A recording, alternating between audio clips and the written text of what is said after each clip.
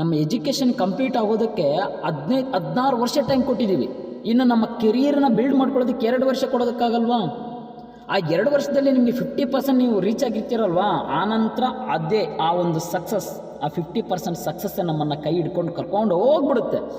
ಅಲ್ಲ, first time ನನ್ನ video ನೋಡ್ತಾ ಇದ್ದರೆ ಈ ಚಾನಲನ್ನು ಸಬ್ಸ್ಕ್ರೈಬ್ ಮಾಡ್ಕೊಳ್ಳಿ. ನಿಮ್ಮ ಜೀವನದಲ್ಲಿ ನಡೆದಂಥ ಘಟನೆಗಳಿಗೆ ಒಂದಲ್ಲ ಒಂದು ರೀತಿ ಸಮಾಧಾನ ಮಾಡುವಂಥ ವೀಡಿಯೋಗಳು ನನ್ನ ಚಾನಲಲ್ಲಿ ಸಿಗುತ್ತೆ, ಅದಕ್ಕೋಸ್ಕರ ಸಬ್ಸ್ಕ್ರೈಬ್ ಮಾಡ್ಕೊಳ್ಳಿ. ಸ್ನೇಹಿತರೆ, ಎಲ್ರಿಗೂ ನಮಸ್ಕಾರ.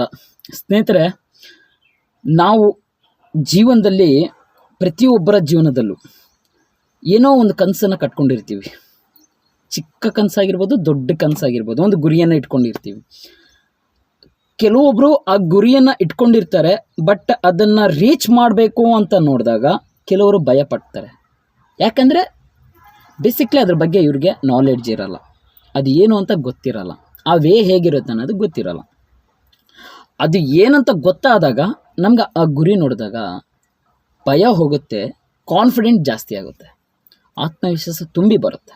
ನನ್ನ ಕೈಯಿಂದ ಆಗುತ್ತೆ, ಇದು ನಾನು ಮಾಡಬಲ್ಲೆ ಅಂತ ಹೇಳಿ.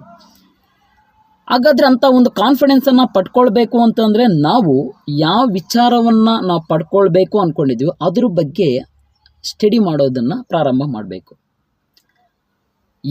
ಈಗ ಫಾರ್ ಎಕ್ಸಾಂಪಲ್, ನಾನೊಂದು ಚಿತ್ರಾನ್ನ ಮಾಡಬೇಕು ಅಂದ್ಕೊಂಡ್ರೆ, ಏನೂ ಗೊತ್ತಿಲ್ಲದೆ ಹೋದರೆ, ಅನ್ನವನ್ನು ಹೇಗೆ ಬೇಯಿಸ್ಬೇಕು ಅನ್ನೋದೇ ಗೊತ್ತಿಲ್ಲದೆ ಹೋದರೆ ಅದನ್ನು ನೋಡಿದಾಗ ನಮಗೆ ದೊಡ್ಡದಾಗಿ ಕಾಣಿಸುತ್ತೆ ಅದು.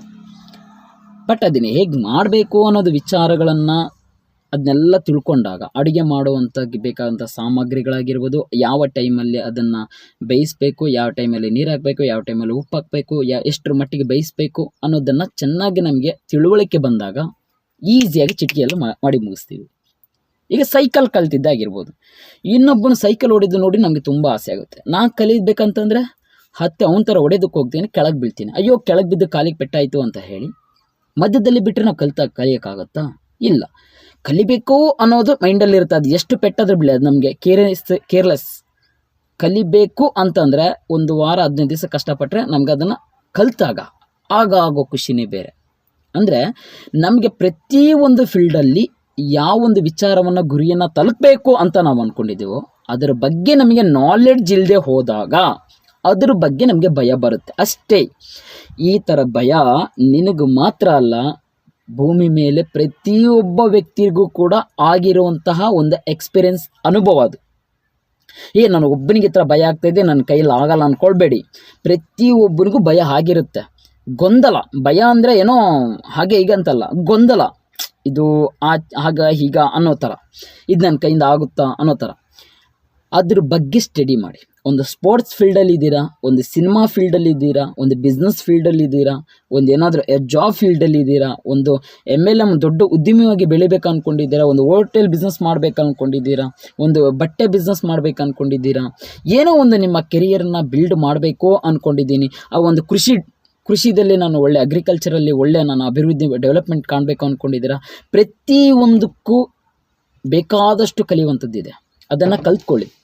ಕನಿಷ್ಠ ಅದನ್ನು ಕಲಿಯೋಕ್ಕೆ ಹೋದಾಗ ನೀವು ನೆಗೆಟಿವ್ ವ್ಯೂ ಆಫ್ ಪಾಯಿಂಟಲ್ಲಿ ನಿಂತ್ಕೊಂಡು ಆಲೋಚನೆ ಮಾಡೋದನ್ನು ಬಿಟ್ಬಿಡಿ. ಅದನ್ನು ಫಸ್ಟ್ ಜ್ಞಾನವನ್ನು ಸಮರ್ಥಿಸ್ಕೊಳ್ಳಿ. ಅದಕ್ಕೆ ಏನು ಬೇಕೋ ಅದನ್ನು ಕೊಡ್ತಾ ಹೋಗಿ. ಒಂದೇ ದಿನದಲ್ಲಿ ಏನೂ ಆಗಲ್ಲ, ಒಂದೇ ತಿಂಗಳಲ್ಲಿ ಏನೂ ಅದ್ಭುತವೂ ಆಗಲ್ಲ. ಕನಿಷ್ಠ ನೀವು ಅಂದ್ಕೊಂಡಿದ್ದ ಗುರಿಯನ್ನು 50% ರೀಚ್ ಆಗಿದ್ದೀನಿ ಅನ್ನೋ ಒಂದು ಕಾನ್ಫಿಡೆನ್ಸ್ ನಿಮ್ಗೆ ಬರಬೇಕಂತಂದರೆ ಪ್ರತಿಯೊಂದು ಫೀಲ್ಡಲ್ಲಿ ಮಿನಿಮಮ್ ಅಂದರೂ 1-2 ವರ್ಷ ಬೇಕು. ಮಿನಿಮಮ್ 1-2 ವರ್ಷ ಬೇಕೇ ಬೇಕು. ನೀವು 2 ವರ್ಷ ಕಾಯಲೇಬೇಕು. ಯಾಕೆ ಕಾಯ್ತೀರಿ ಹೇಳಿ? ನಮ್ಮ ಎಜುಕೇಷನ್ ಕಂಪ್ಲೀಟ್ ಆಗೋದಕ್ಕೆ 16 ವರ್ಷ ಟೈಮ್ ಕೊಟ್ಟಿದ್ದೀವಿ. ಇನ್ನು ನಮ್ಮ ಕೆರಿಯರ್ನ ಬಿಲ್ಡ್ ಮಾಡ್ಕೊಳ್ಳೋದಕ್ಕೆ 2 ವರ್ಷ ಕೊಡೋದಕ್ಕಾಗಲ್ವಾ? ಆ 2 ವರ್ಷದಲ್ಲಿ ನಿಮಗೆ 50% ನೀವು ರೀಚ್ ಆಗಿರ್ತೀರಲ್ವಾ, ಆನಂತರ ಅದೇ ಆ ಒಂದು ಸಕ್ಸಸ್, ಆ 50% ಸಕ್ಸಸ್ಸೇ ನಮ್ಮನ್ನು ಕೈ ಹಿಡ್ಕೊಂಡು ಕರ್ಕೊಂಡು ಹೋಗ್ಬಿಡುತ್ತೆ. ಆವಾಗ ನಮ್ಮೊಳಗೆ ಏನೋ ಒಂದು ಕರೆಂಟ್ ಪಾಸ್ ಆಗಿಬಿಡುತ್ತೆ. ಸೊ ಅದು ಆ ಟೈಮಲ್ಲಿ ಎಲ್ರಿಗೂ ಗೊತ್ತಾದಂಥ ಅನುಭವ. ಹಾಗಾದರೆ ಪ್ರಾರಂಭ ಹೇಗೆ ಮಾಡಬೇಕು? ಒಂದೇ ಸಲ 50% ಸಕ್ಸಸ್ ಆಗಿದ್ದೀನಿ ಅನ್ನೋ ಮೈಂಡ್ಸೆಟ್ಟಲ್ಲೇ ನಾವು ಪ್ರಾರಂಭ ಮಾಡೋದಲ್ಲ. ಇವತ್ತಿಗೆ ಸ್ವಲ್ಪ ಕೆಲಸ ಮಾಡೋಣ, ಒಂದು 5% ಕೆಲಸ ಮಾಡೋಣ, ನಾಳೆ ಒಂದು 5%, ನಾಡಿದ್ದು ಒಂದು 5%, ಈ ಥರ ತಿಂಗಳಿಗೆ ಒಂದು 10% ರೀಚ್ ಆದೆ, 2ನೇ ತಿಂಗಳಿಗೆ ಒಂದು 20%. ಈ ಥರ ನೀವು ಒಂದು 6 ತಿಂಗಳಲ್ಲಿ ನೀವು ಅಂದ್ಕೊಂಡಿದ್ದ ಕೆಲಸವನ್ನು, ಇದು ನನ್ನ ಕೈಯಿಂದ ಆಗುತ್ತೆ, ಇದು ನಾನು ಮಾಡಬಲ್ಲೆಪ್ಪ, ಇದು ನನ್ನ ಕೆಪಾಸಿಟಿ ಇದೆ ಅನ್ನೋ ಒಂದು ಆತ್ಮವಿಶ್ವಾಸ ಬರುತ್ತೆ. ಅಷ್ಟು ಸಾಕು ನಿಮಗೆ. ಮುಂದೆ ಕರ್ಕೊಂಡು ಹೋಗೋದಕ್ಕೆ, ಮುಂದೆ ನಿಮ್ಮ ಇದೇ ಒಂದು ಫೀಲ್ಡಲ್ಲಿ ನಿಮ್ಮ ಅಂದ್ಕೊಂಡಿದ್ದ ಗುರಿಯನ್ನು ತಲುಪೋದಕ್ಕೆ, ಕಂಟಿನ್ಯೂ ಮಾಡೋದಕ್ಕೆ ಆ ಒಂದು ಕಾನ್ಫಿಡೆನ್ಸ್ ಸಾಕು. ಆದ ಕಾರಣ ನೀವೇನೇ ಸ್ಟಾರ್ಟ್ ಮಾಡಿ ಸ್ವಲ್ಪವನ್ನೇ ಸ್ಟಾರ್ಟ್ ಮಾಡಿ, ಸಣ್ಣದಾಗೆ ಮಾಡಿ. ಕಲಿಯೋ ವಿಚಾರದಾಗಿರ್ಬೋದು, ದಿನಕ್ಕೆ ಸ್ವಲ್ಪ ಈಗ ಫಾರ್ ಎಕ್ಸಾಂಪಲ್ ಕೆಲವರಿಗೆ ಏನೋ ಒಂದು ಗ್ರಂಥವನ್ನು ಕೊಟ್ಟಿರ್ತಾರೆ, ಒಳ್ಳೆ ಕಾದಂಬರಿ, ಅದನ್ನು ಓದಿದರೆ ಅವನ ಲೈಫೇ ಸೆಟ್ಲ್ ಆಗುತ್ತೆ. ಅಂಥ ಒಂದು ಶಕ್ತಿ ಆ ಗ್ರಂಥದಲ್ಲಿದೆ. ಅದು ಇಷ್ಟು ದಪ್ಪ ಇದೆ. ಕೆಲವರ ಬುಕ್ಕನ್ನು ಇಷ್ಟು ದಪ್ಪ ನೋಡಿ ಇದನ್ನು ಯಾರಪ್ಪ ಓದ್ತಾರೆ, ಇಷ್ಟೊಂದು ಪೇಜ್ಗಳಿದ್ದಾವೆ, ಇಷ್ಟೊಂದು ದೊಡ್ಡದಾಗಿದೆ ಈ ಗ್ರಂಥವನ್ನು, ಪುಸ್ತಕನೇ ಯಾರು ಓದ್ತಾರೆ ಅಂದ್ಕೊಳ್ತಾರೆ. ನೀವು ಅದ್ರ ಬಗ್ಗೆ ಹೊಲಗೆ ಬರಬೇಕು. ಆ ಪುಸ್ತಕ ಇದೆ, ಹೀಗೆ ಇಂಥ ವಿಚಾರ ಇದೆ ಅನ್ನೋ ಒಂದು ಪ್ರೀತಿ ಬರಬೇಕು ಅಂತ ಅಂದರೆ ದಿನಕ್ಕೆ ಒಂದೇ ಪುಟವನ್ನು ಓದಿ ಸಾಕು. ದಿನಕ್ಕೆ ಒಂದೇ ಪುಟ, ಎರಡನೇ ದಿನಕ್ಕೆ ಎರಡನೇ ಪುಟ, ಈ ಥರ ಸತತ ಒಂದು 50 ದಿನ ನೀವು ಓದಿರಿ. 50 ಪುಟಗಳು ಓದಿರ್ತೀರಂದರೆ ಆ ಒಂದು ಪುಸ್ತಕದಲ್ಲಿ ಒಂದು 1/4%, 20% ಜ್ಞಾನ ಅನುಭವನ ಪಡ್ಕೊಂಡಿರ್ತೀರ. ಆ ಜ್ಞಾನ ಇದೆಯಲ್ವಾ, ಆ ಜ್ಞಾನ ಯಾವ ರೀತಿ ಅಂತಂದರೆ ಜೀವನದಲ್ಲಿ ನಿಮ್ಗೆ ಲೈಫ್ ಲಾಂಗ್ ಇರುವಂಥ ಒಂದು ಎನರ್ಜಿ, ಒಂದು ಬ್ಯಾಟ್ರಿ ಫುಲ್ ಚಾರ್ಜ್ ಮಾಡಿದಷ್ಟು. ಆ ನಂತರ ಆ ಪುಸ್ತಕನ ಓದೋದು ಬಿಡೋದು ನಿಮಗೆ ನೀವೇ ನೋಡ್ಕೊಂಡ್ಬಿಡ್ತೀರ, ಅದು ಇನ್ನೊಬ್ರು ಹೇಳೋದಲ್ಲ, ಅಷ್ಟು ಪ್ರೀತಿಯಿಂದ ಓದ್ತೀರ. ಹಾಗಾಗಿ ದಿನದಲ್ಲಿ ಪ್ರತಿಯೊಂದು ವಿಚಾರ, ಪ್ರತಿಯೊಂದು ಫೀಲ್ಡಲ್ಲಿ ಪ್ರತಿಯೊಂದು ಕೆಲಸವನ್ನು ನೀವು ಸ್ಟಾರ್ಟ್ ಮಾಡೋದಕ್ಕಿಂತ ಮುಂಚೆ ಸಣ್ಣದಾಗೆ ಪ್ರಾರಂಭ ಮಾಡಿ. ಒಂದೇ ಸಲ ನಾನು ಮಾಡಿಬಿಟ್ಟೆ. ಕೆಲವರು ಜಿಮ್ ವರ್ಕೌಟ್ಗೆ ಹೋಗ್ತಾರೆ, ಅವನಿಗಿರುತ್ತೆ 6 ಪ್ಯಾಕ್ ಇರಲ್ಲ, ಚೆಸ್ಟ್ ಇರಲ್ಲ, ಒಳ್ಳೆ ಮಜಲ್ಸ್ ಇರಲ್ಲ, ಹೋಗ್ತಾನೆ. ಒಳ್ಳೆ ಮಜಲ್ಸ್ ಮಾಡಿದಿರುವಂಥ ವ್ಯಕ್ತಿ, ಒಳ್ಳೆ ಚೆಸ್ಟ್ ಮಾಡಿದಿರುವಂಥ ವ್ಯಕ್ತಿ, ಒಳ್ಳೆ 6 ಪ್ಯಾಕ್ ಮಾಡಿದಿರೋಂಥ ವ್ಯಕ್ತಿ ಇನ್ನೊಬ್ಬ ವ್ಯಕ್ತಿಯನ್ನು ನೋಡ್ತಾನೆ. ಆ ವ್ಯಕ್ತಿಯನ್ನು ನೋಡ್ತಾನೆ ಎಕ್ಸಸೈಸ್ ಮಾಡ್ತಾನೆ. ಬಟ್ ಒಂದೇ ದಿನದಲ್ಲೇ ಅವನ ಥರ ಇವನು ಕಾಣಲ್ಲ, ಡಿಮೋಟಿವೇಟೆ. ಒಂಥರ ನಾನು ಮಾಡಿದೆ 2-3 ದಿವಸ ಮಾಡಿದೆ, ಇನ್ನೂ ಆ ಥರ ಬರಲಿಲ್ಲ ಅಂತಲ್ಲ, ಕೆಲವರು ಆಗಿದ್ದಾರೆ ಮೈಂಡ್ಸೆಟ್. ಸ್ನೇಹಿತರೆ, ಯಾಕೆ ವಿಚಾರ ಹೇಳ್ತಾ ಇದ್ದೇನೆ ಅಂತಂದರೆ 2-3 ದಿನಕ್ಕಲ್ಲ, ಆ ವ್ಯಕ್ತಿ ಆ ರೇಂಜಿಗೆ ಬರಬೇಕಂತಂದರೆ ಎಷ್ಟು ದಿನ ರಿಸ್ಕ್ ತಗೊಂಡಿದ್ದಾನೆ, ಎಷ್ಟು ಟೈಮನ್ನು ಅದಕ್ಕೆ ಫಲಿತಾಂಶವನ್ನು ಬರೋದಕ್ಕೆ ಎಷ್ಟು ಕಮಿಟ್ಮೆಂಟ್ ಕೊಟ್ಟಿದ್ದೇನೆ ಅನ್ನೋದನ್ನು ನಾವು ತಿಳ್ಕೊಳ್ಬೇಕು ಫಸ್ಟ್. ಒಂದೇ ದಿನ ಅಲ್ಲ, 1 ದಿನ 2 ದಿನ ಈ ಥರ ಮಾಡ್ಕೊಂಡು ಸತತ ಒಂದು 90 ದಿನ ಆದರೆ ನಿಮ್ಮ ಬಾಡಿಯಲ್ಲಿ ಒಂದು ಚೇಂಜಸ್ ಬರುತ್ತೆ. ಆ ಬಾಡಿಯಲ್ಲಿ ಚೇಂಜಸ್ ಬರೋದು ನೋಡಿ ಇನ್ನೂ ಜಾಸ್ತಿ ವರ್ಕೌಟ್ ಮಾಡ್ತೀರಾ. ಆ ಥರ ನಿಮಗೆ ಎಕ್ಸಾಂಪಲ್ ಕೊಟ್ಟು ಹೇಳ್ತಾ ಇದ್ದೇನೆ, ಕೆಲವ್ರಿಗೆ ಅರ್ಥ ಆಗಲ್ಲ ಅನ್ನೋ ಥರ.